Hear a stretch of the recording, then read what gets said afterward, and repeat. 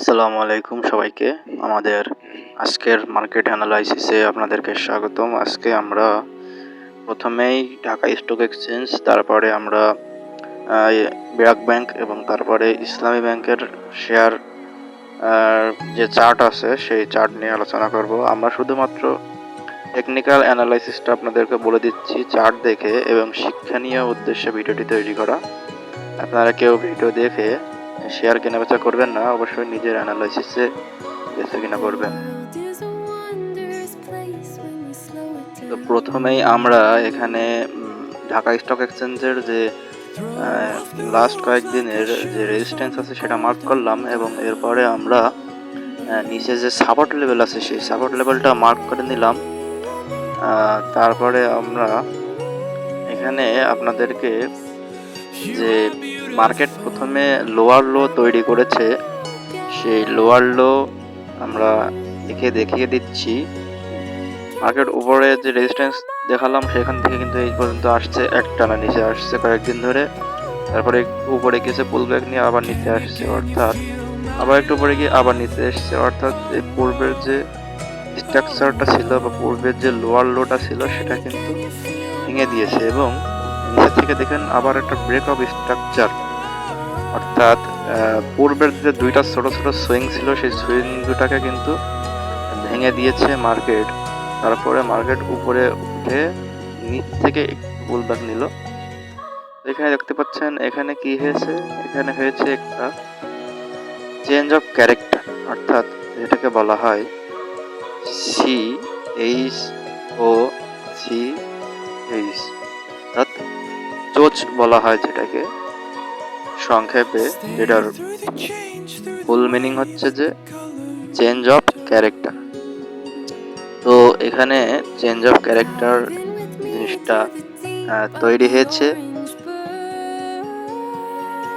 তো change of character মানে হচ্ছে মার্কেট তার ক্যারেক্টার চেঞ্জ করেছে, অর্থাৎ আগে মার্কেট ছিল ডাউন ট্রেন্ডে, অর্থাৎ আমরা দেখালাম যে lower low, lower high, lower low তৈরি করেছিল। এবং একটা রুল আমরা জানি ট্রেডিং এর চার্ট অ্যানালাইসিসে, যে যদি মার্কেট চেঞ্জ অফ ক্যারেক্টার হয় এবং পূর্ববর্তী দুইটা সুইং ভেঙে দেয় বা দুইটা সুইং এর ব্রেকআউট হয়, তাহলে মানে কিন্তু এখানে মার্কেটের ক্যারেক্টার চেঞ্জ হবে, অর্থাৎ বেয়ারিশ মার্কেট এবার বুলিশ মার্কেটে কনভার্ট হবে। তো আমরা দেখতে পাচ্ছি এখানে চেঞ্জ অফ ক্যারেক্টার জিনিসটা তৈরি হয়েছে। চেঞ্জ অফ ক্যারেক্টার তৈরি হওয়ার পরে মার্কেটে কিভাবে আপনি কখন বুঝবেন যে মার্কেট এখান থেকে উপরে উঠবে। তো একটা সাধারণ নিয়ম হচ্ছে, যদি পিছনের দুইটা সুইং, পিছনের যে দুইটা ছোট ছোট সুইং আছে সেই দুইটা সুইং এ যদি ব্রেকআউট দেয়, এখানে দেখতে পাচ্ছেন সোর্স লাইনের যে লাইনটা আছে, নীল লাইন আমি ড্র করেছি, সেই লাইনের উপরে কিন্তু ব্রেকআউট দিয়েছে, এবং পিছনে যে দুইটা সুইং ছিল সেই দুইটা সুইং কিন্তু ভেঙে দিয়েছে। তারপরে এখানে ব্রেকআউট হয়েছে এবং ওখান থেকে একটু মার্কেট নিচে এসে আবার কিন্তু উপরের দিকে র্যালি দিয়েছে, অর্থাৎ বর্তমান যে র্যালিটা আছে সেই র্যালি কিন্তু তিনটা সুইং ভেঙে দিয়েছে। এই একটা সুইং, তারপরের একটা সুইং, তারপরে ওই যে CHO লেখা আছে সেই সুইং, তিনটা সুইং কিন্তু মার্কেট ভেঙে দিয়েছে। তার মানে বোঝা যাচ্ছে যে আমাদের বিভিন্ন পলিটেকনিক্যাল নিউজ এবং সরকারের বিভিন্ন শেয়ার মার্কেটের সম্পর্কে পজিটিভ নিউজের কারণে মার্কেট কিন্তু উপরে ওঠা শুরু করেছে, লোকজন এগ্রেসিভ হয়ে বাই করছে, এবং এখানে হিউজ পরিমাণ একটা বাইং প্রেসার এসেছে কয়েকদিন ধরে। তো এই ছিল ঢাকা স্টক এক্সচেঞ্জ এর আজকের মার্কেট বিশ্লেষণ। এবার আমরা ব্র্যাক ব্যাংকের মার্কেট বিশ্লেষণ করব। এবার আমরা ব্র্যাক ব্যাংকের মার্কেট বিশ্লেষণ করব, ব্র্যাকের share. Consider your message received when you said you couldn't take us too seriously. I must admit I was relieved, 'cause I never wanna play happy families with you, but I like having you around. I'm fully aware this is a flash in the pan, but we can still have fun for now.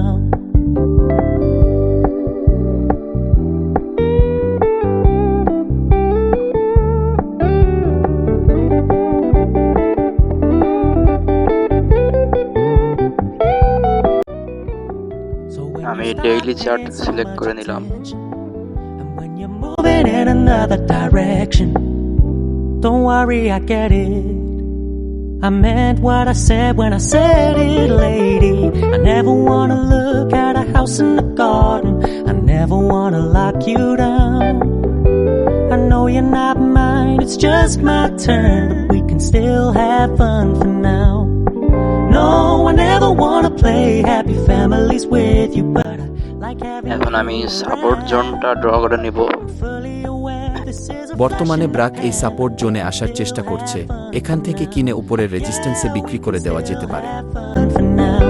Oh, we can still have fun for now.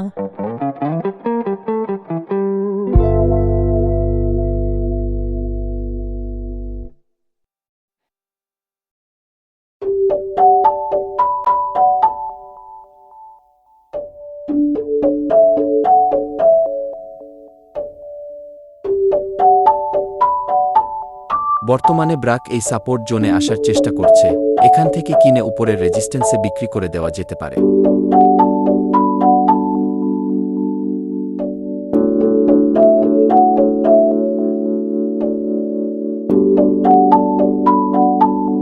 বর্তমানে ব্রাক এই support জোনে আসার চেষ্টা করছে।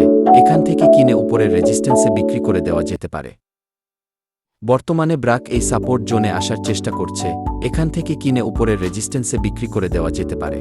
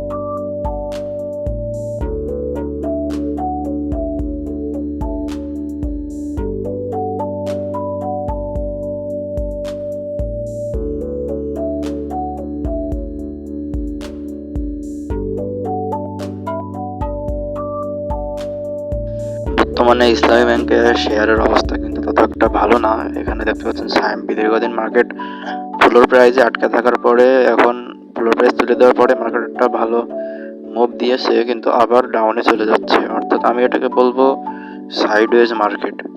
এখানে আমি আপনাদেরকে কেনার জন্য সাজেশন দিচ্ছি না, আমার মতে আমার এটা না কেনাই ভালো। তো ধন্যবাদ, আজকের মতো এটুকুই। ঢাকা স্টক এক্সচেঞ্জ এবং ব্র্যাক এবং ইসলামী ব্যাংক তিনটি মার্কেট অ্যানালাইসিস আপনাদেরকে দেখিয়ে দিলাম। আর কিছু যদি আপনাদের জানার থাকে, প্রশ্ন থাকে, কোনো মার্কেট অ্যানালাইসিস জানার দরকার থাকে, তাহলে কমেন্টে জানাতে পারেন। ধন্যবাদ সবাইকে। I never wanna look at a house in the garden. I never wanna lock you down. I know you're not mine, it's just my turn, but we can still have fun for now.